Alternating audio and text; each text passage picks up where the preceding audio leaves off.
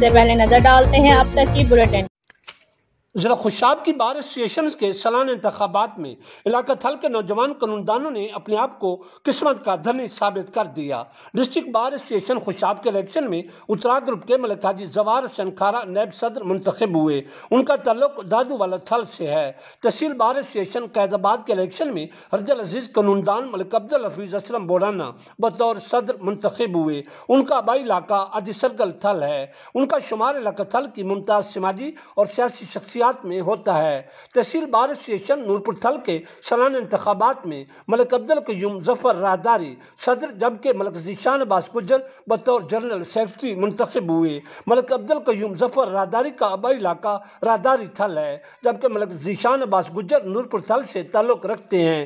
دریا سرا علاقہ تھل کے عوامی سماجی صحافتی اور دیگر حلقوں نے ضلع بھر کی بار ایسوسی کے جملہ نومنتخب عہدیداران کو مبارکباد دیتے ہوئے ان کے لیے نیک تمناؤں کا اظہار کیا ہے۔